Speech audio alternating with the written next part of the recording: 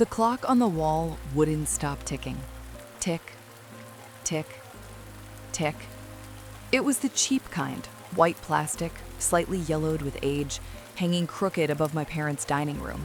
I'd stared at it 1,000 times growing up, waiting for dinner, waiting to be excused, waiting for arguments to end. I never noticed how loud it was until that night. My sister sat across from me, arms crossed so tight her shoulders looked locked in place. Her jaw twitched every few seconds, like she was chewing words she didn't want to swallow. The USB drive lay on the table between us, black plastic, smudged from my fingerprints. All her files. A full year, neatly labeled, professionally done. Tick. "I'm giving you everything," I said, my voice steadier than my hands felt. I kept them folded in my lap so no one would see the tremor. "You'll need a new accountant." Her eyes flicked down to the USB, then back to my face. "You're firing me," she said, flatly. "No, I'm demoting you." That's when my mom gasped. Not loudly, just a sharp intake, like she'd touched something hot. My dad leaned back in his chair, wood creaking under his weight, his disappointment already settling in like a verdict. Tick, tick. "You're still invited," I added, because apparently I hated silence, "but you're not in the wedding party anymore." The word wedding landed wrong. It always does when something's already broken. My sister laughed once. It was hollow. "You're doing this because I wouldn't plan your wedding for free?" I opened my mouth to deny it and stopped because the clock was still ticking and because part of me knew that wasn't the whole lie. Her chair scraped back violently as she stood. "After everything you've done for me," she said, voice rising, "this is how you treat family?" I finally looked at the clock again. The second hand swept forward, indifferent, ruthless. And just like that, the moment cracked open.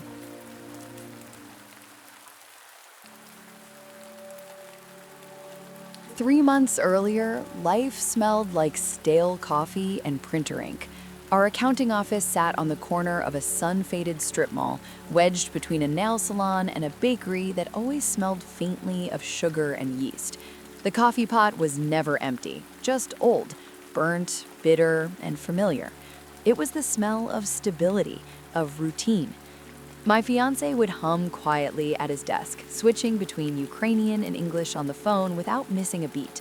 I loved that about him, the way languages slid through him like muscle memory. Spanish came just as easily to me. Together, we made people feel understood, safe. We did well, not rich, but comfortable, and a good chunk of that comfort came from family. Barter was normal for us, expected even. My aunt once paid for a full year of bookkeeping in empanadas, still warm, wrapped in foil, smelling like cumin and home. An uncle we weren't actually related to showed up with coolers full of tamales, his mother's handwriting scrawled on masking tape labels.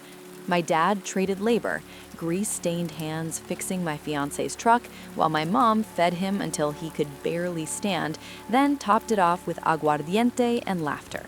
Everyone gave something. Everyone respected the exchange.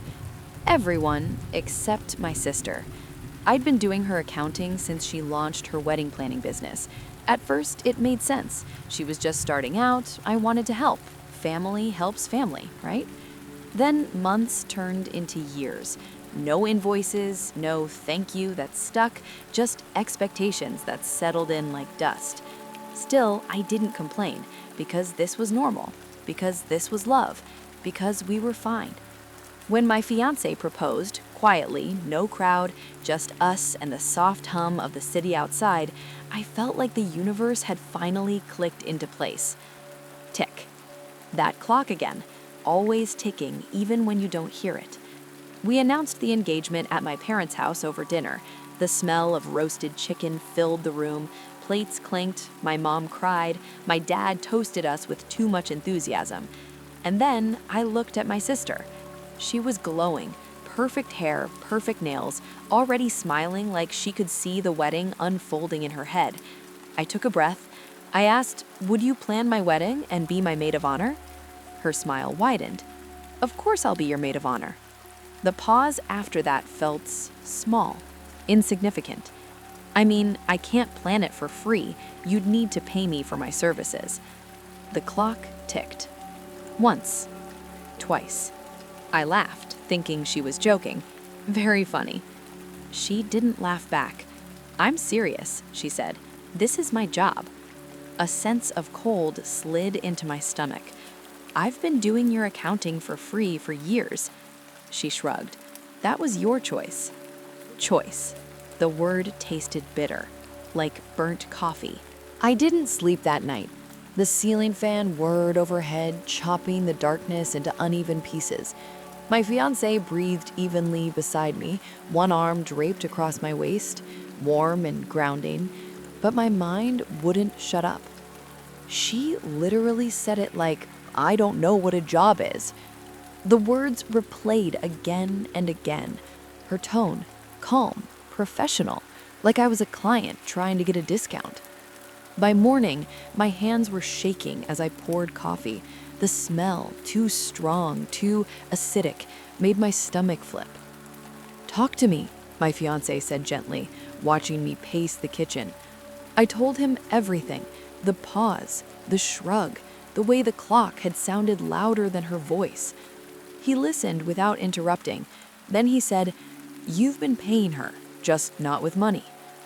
That was the first time I admitted out loud that I felt used. We talked to my parents next. Same dining room, same crooked clock, same ticking. My mom frowned deeply. She wants to charge you for your own wedding? My dad shook his head. After all you've done? The disappointment in their voices felt validating.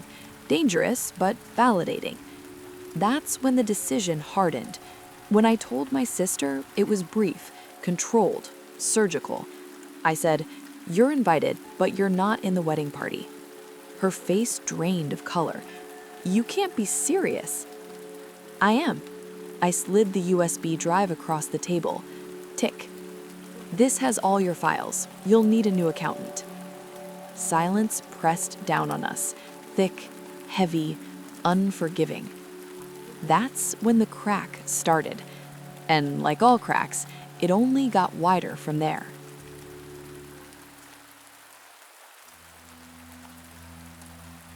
My sister called me 3 days later. I knew it was her before I looked at the screen. The ringtone, default, tinny, cut through the office like a snapped wire. My fiancé glanced up from his desk, eyebrows lifting in a silent question. I didn't answer right away. The clock on the wall ticked. Same cheap plastic model we kept in the office. Same sound. I hadn't realized how much I'd started to hate clocks. Tick, tick. I swiped to answer. Hello? Her voice came through warm, too warm. Hey, she said lightly, like we'd just talked yesterday about nothing more than groceries. I think there's been a misunderstanding. That word again, misunderstanding. A soft blanket thrown over a sharp object. I don't think there has, I said, swiveling my chair so my back faced the window. Outside, rain streaked down the glass in uneven lines. She laughed gently. You're being dramatic. Something tightened in my chest. I asked you to plan my wedding. You said you'd only do it if I paid you, after years of free accounting. I never said that, she replied instantly. No pause, no hesitation. I said we could talk about REITs, like adults. That's not what you said. You're remembering it wrong, she said, still calm, still kind. You were already stressed. Weddings do that to people. I closed my eyes. For a second, I was back at the dinner table. The smell of roast chicken, the ticking clock, her shrug. You said, this is my job, like I didn't understand what work was. I would never say it like that, she replied, wounded now. Why would I talk down to you? You're twisting this. Twisting, another soft word, one that implied the problem lived in me. I gripped the edge of my desk. Then why did you refuse unless I paid you? Because boundaries are healthy, she said smoothly. You of all people should understand that. I let out a short laugh. It surprised even me. Boundaries? I've been doing your books for free since day one. And I've brought you clients, she countered. Don't pretend I haven't helped your business. I opened my mouth, then stopped. Had she? I've sent you people, she continued. I've talked you up. That has value. It did, maybe, but it wasn't the same, and she knew that. You didn't say that at dinner. You didn't give me a chance, she replied softly. You ambushed me in front of Mom and Dad. The word ambushed hit harder than it should have. You embarrassed me, she went on, and now you're punishing me for protecting my livelihood. There it was, the pivot from offender to victim. The clock ticked behind me, loud in the quiet office. Tick, tick. I didn't imagine it. I know what I heard. She sighed, long and theatrical. I think you're projecting. Maybe you're feeling guilty for firing me and you need a reason. My stomach dropped. That's unfair. I'm just worried about you, she said gently. You've been acting unlike yourself. We ended the call politely, almost affectionately. When the line went dead, the silence felt heavier than shouting ever could. My fiancé rolled his chair closer. He's good, he said quietly. I nodded.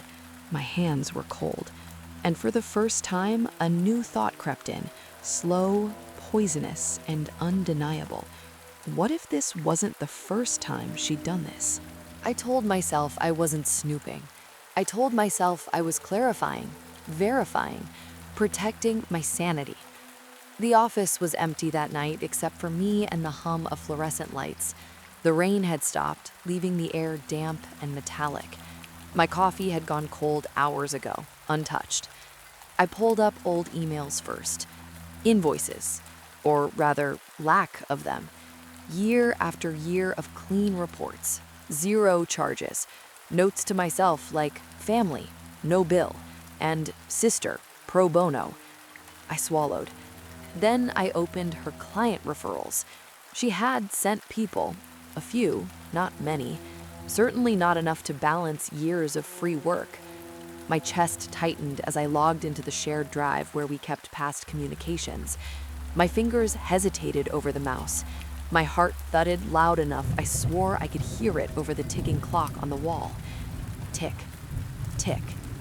I searched her name.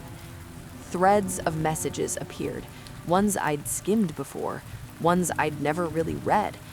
There were texts forwarded by mutual friends, screenshots saved without comment. My sister venting. She's so rigid about money, like she doesn't get how hard it is to run a real business. Must be nice to have a fiancé subsidizing everything. My mouth went dry. I kept scrolling. More messages, different people, same tone. I mean, she does my accounting, but that's her thing, numbers. It's easy for her. She'd probably do it forever if I let her. My hands started to shake. Easy. Forever. The room felt suddenly smaller, the air thicker. I stood up, pacing, the carpet muffling my steps. I checked my phone, bank statements this time. The familiar dread crept in as numbers loaded. There it was. Payments from clients she'd sent me. Clients who'd paid her a referral fee. Fees she never mentioned. Money she earned off work I'd done for free. My vision blurred. That's not possible, I whispered to the empty room. But the numbers didn't move. They didn't care about fairness or intent. Tick. I sat back down hard, chair wheels squealing softly. My stomach churned. The smell of stale coffee turned sour, making my throat tighten. I dug deeper, because at that point, stopping felt worse than continuing. Old social media posts, buried comments, half jokes framed as humor. Family discounts are great when you're on the receiving end. Never mix business and family, unless you're winning. My pulse roared in my ears. This wasn't just entitlement, it was strategy. I found it at 11:47 p.m. The timestamp burned itself into my memory. It was an email draft she'd forgotten to delete, saved automatically in the cloud. addressed to a colleague in the wedding industry. Subject: Professional Client Expectations Management. I hesitated before opening it. My finger hovered, trembling slightly. Tick, tick. I clicked. Honestly, if you frame it as professional boundaries, people back off, family especially. They feel guilty pushing. And if they don't, you can always make it about respect. My breath caught. I've had my sister doing my books for free for years. She won't stop unless I force the issue. Weddings might be my out. The words swam on the screen. I felt nauseous. A cold sweat broke across my back, prickling under my shirt. My heart hammered so hard it hurt. Worst case, I play offended. Parents always side with whoever looks hurt. The room tilted. I pushed back from the desk, knocking my chair over. It hit the floor with a dull thud that echoed too loudly in the empty office. "No," I whispered. "No, no." My hands flew to my mouth as bile rose in my throat. I gagged, swallowing hard, eyes stinging. The clock ticked, louder than ever. Tick, tick. This wasn't a misunderstanding. It wasn't misremembering. It wasn't stress. It was planned. I sank to the floor, back against the desk, my knees pulled to my chest. The cold seeped through my clothes. My body felt distant, unreal, like I was watching someone else fall apart. Every conversation replayed itself in a new light. Every shrug, every smile, every tick of that damn clock marking time while I gave and gave and gave. Time didn't stop, but it stretched, thin and merciless. And in that moment, I understood something terrifyingly clear. This wasn't about a wedding. This was about control. And now that I'd seen it, there was no going back. For 3 days, I acted normal. That was the hardest part. I answered emails, I balanced accounts, I laughed at the right moments and nodded when clients thanked me. I kissed my fiancé goodbye in the mornings and asked him about his day at night. From the outside, nothing had changed. Inside, I was screaming. Every tick of every clock felt like a countdown. Tick, tick. I didn't confront her right away, not because I was afraid, but because I needed to be sure I wouldn't break. I needed to plan it like an audit, clean, precise, unarguable. I printed the email, not just once, 3 times. One for me, one for my parents, one as a backup, folded carefully into my bag like a weapon I hoped I wouldn't need. The USB drive sat on my desk, exactly where I'd left it after the first confrontation. I hadn't touched it since. It felt heavier now, like proof had weight. My fiancé watched me closely those days. "You're quiet," he said one night, standing in the kitchen while I stared at the microwave clock. "I'm deciding how loud to be," I replied. We agreed it would happen at my parents' house. Neutral ground, witnesses. No room for rewriting history later. I rehearsed conversations in my head, different versions. Angry, calm, devastatingly polite. I practiced my breathing in the shower, steam filling my lungs while my heart raced anyway. By the time Sunday dinner came, I felt hollowed out, ready. The clock in my parents' dining room was still crooked, still ticking. We sat down to eat. Roast pork this time, garlic, oil, comfort food. My mom fussed over the table settings, unaware or pretending to be. My dad poured drinks, the clink of glass on glass sharp in the air. My sister arrived last. She hugged everyone, smiling wide like nothing had ever been wrong. When she reached me, she hesitated just a fraction of a second before leaning in. "You okay?" she asked softly, for my ears only. "You've been distant." I pulled back. "We'll talk." Her smile flickered, just for a second. Dinner dragged. Forks scraped plates, the clock ticked louder with every passing minute. Finally, I set my napkin down. "I need to clear something up," I said. Everyone looked at me. My sister sighed. "Can this wait?" "No." The word landed flat and final. I reached into my bag and placed the printed email on the table. It made a soft thwop against the wood. "What's that?" my mom asked. My sister's eyes dropped to the page and froze. I watched the color drain from her face in real time. "You want to explain this?" I asked, my voice steady in a way that surprised even me. She didn't touch the paper. "I don't know what you think you're doing." "I think you know exactly what I'm doing." My dad leaned forward. "Read it," he said, quietly. Silence. Tick, tick. My mom picked up the paper and started reading. Her brow furrowed, then her mouth tightened. "Oh," she whispered.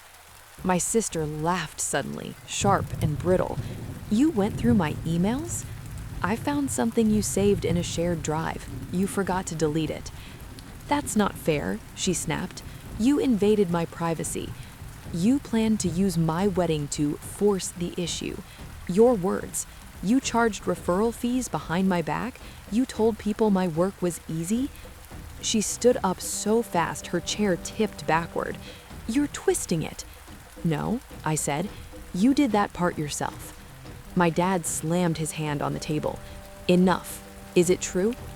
My sister's eyes darted around the room, searching for an ally. "You're all overreacting. It was venting.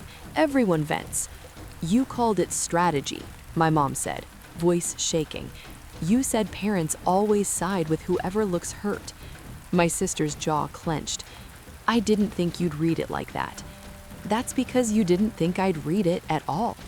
Her shoulders sagged, just slightly, and then she straightened, defensive walls snapping back into place. "So what?" she said. "You've been helping me. That's what family does." And I was happy to, until you decided to monetize my wedding and manipulate me into guilt. She scoffed. "You're acting like I stole from you." "You did," my dad said, cold, controlled. "Time, money, trust." The room felt like it was vibrating. I slid the USB drive across the table. "This is everything," I said. "Your files. You have 2 months to find a new accountant." Her eyes widened. "You can't do that." "I already have." "You're ruining my business." "No," I said quietly. "You did that when you decided I was a resource instead of a sister." Tears sprang to her eyes, not soft ones, angry ones. "After everything I've done for you?" I laughed then. I couldn't help it. "Name one thing you've done for me that didn't benefit you." She opened her mouth, closed it. Tick, tick. My mom stood up. "I'm disappointed in you," she said to my sister, deeply. That broke something. My sister grabbed her bag. "Fine," she said, voice shaking. "If this is how you all feel, I won't come to the wedding." I nodded.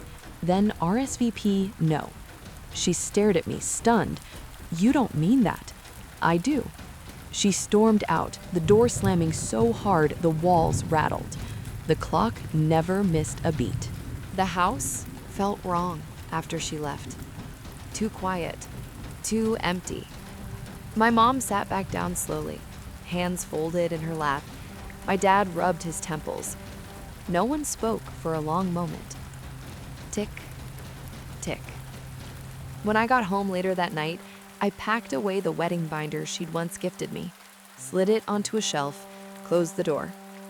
My phone buzzed. Messages from extended family, friends, people picking sides. I didn't answer most of them. The USB drive stayed on my desk, a boundary made physical. I sat on the edge of the bed beside my fiancé, the silence wrapping around us like fog. "Are you okay?" he asked. I listened to the faint ticking of the bedside clock, thought about how long I'd ignored that sound. "I am now," I said. And for the first time since this all began, the ticking didn't feel like a threat. It felt like an ending.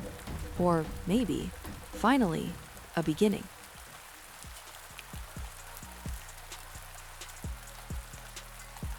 The war didn't start loudly. It started with notifications. My phone buzzed at 6:12 a.m. the next morning, the sound sharp and invasive in the quiet bedroom. I hadn't even rolled over yet. The bedside clock glowed faintly, numbers steady, seconds ticking away like they always had. Tick, tick. The first message was from a cousin I hadn't spoken to in years. "I heard what you did to your sister. That was cold." Then another. "Family helps family." Then another. "She's devastated. You really cut her off like that?"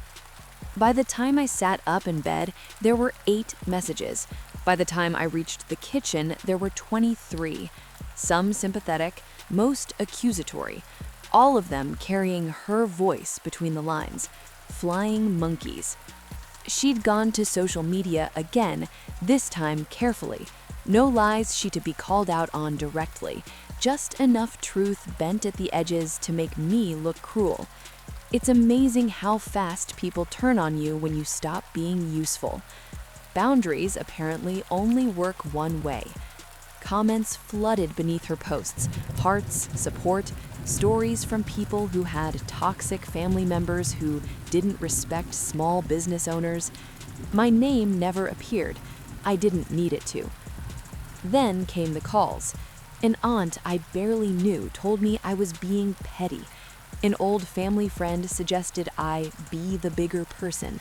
Someone actually said, "You can afford it. Why are you making this such a big deal?" Each conversation followed the same script. I listened. I asked one question. So should I continue doing her accounting for free? There was always a pause after that, a recalibration. Most answered honestly, no. A few doubled down. Family helps family. Those were the ones I cut off professionally, cleanly, politely, permanently. "I won't be doing your taxes this year, or any year after." They backpedaled, apologized, tried to reframe. It didn't matter. Once the clock strikes, you don't get the seconds back. Then came the threat, an email, formal, cold, from a lawyer I recognized, one she'd once bragged about networking with. Cease and desist, defamation, interference with business relationships. My hands shook as I read it, not from fear, but from disbelief. I forwarded it to my own attorney. The reply came less than an hour later. She has no case. The war burned hot for 2 weeks, then 3.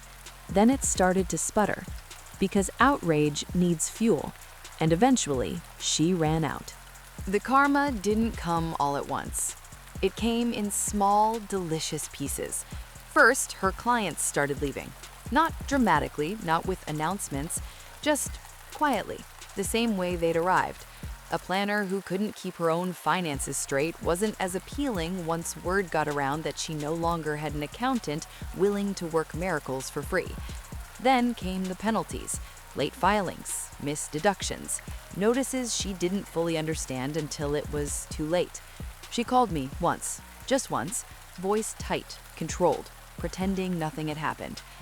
"I have a question," she said, "just quick." I stared at the phone while it rang, the office clock ticking steadily behind me. I didn't answer. Next, her posts changed tone. Less confidence, more bitterness. Funny how people abandon you when you need them. Success really shows you who's jealous. The engagement dropped. Fewer hearts, fewer comments. My parents stopped mentioning her, not out of spite, out of exhaustion. The disappointment never fully lifted, but it settled into something heavy and immovable. She didn't RSVP to the wedding. She texted later claiming she wasn't thinking when she said she wouldn't come. I replied with 3 words, "Not my problem." 2 months passed, then 3. The final update came quietly, like most truths do. A mutual acquaintance mentioned casually that my sister had shut down her business page. Burnout, apparently. Bad clients. Timing. I nodded, said nothing. At my wedding, the clock motif appeared one last time, an antique timepiece on the venue wall, hands steady, elegant, silent unless you listened closely. Kick, tick. I didn't. I married the man who stood beside me through all of it, the one who never once asked me to shrink, give, or justify my worth. Family was there, the ones that mattered. And when the music started, when the room filled with laughter and light, I realized something profound. Justice doesn't always look like revenge. Sometimes it looks like peace. And sometimes the loudest sound in the room is the one you no longer hear. Life didn't snap back into place. It settled. That's the best way I can describe it. Like dust after a long renovation, slowly drifting down until you can finally see the room again. The accounting office is quieter now, not emptier, just calmer. Fewer family favors, fewer assumptions disguised as love. The coffee still smells burnt by mid-morning, the printer still jams on the worst days, and the clock on the wall still ticks, but it doesn't feel like it's counting down anymore. It feels like it's keeping time. I stopped apologizing for boundaries, stopped explaining myself to people who only listened when it benefited them. I learned that generosity without limits isn't kindness, it's an open door for people who don't know how to knock. My sister and I don't talk. That sentence used to feel sharp in my mouth. Now it's just factual. A missing chair at a table you eventually stop setting for. There's grief in that, yes, but there's also relief, space, air. Healing didn't come from forgiveness. Not yet. Maybe not ever. It came from clarity, from knowing that love doesn't keep score, but it also doesn't keep you small. From realizing that the people who truly care about you don't need access to your labor to justify their place in your life. Some nights I still hear the ticking of a clock in the dark, but it no longer sounds like a warning. It sounds like a reminder that time moves forward, with or without the people who refuse to grow. We like to believe that betrayals arrive loudly, that they crash through the door, announce themselves, give us a chance to prepare.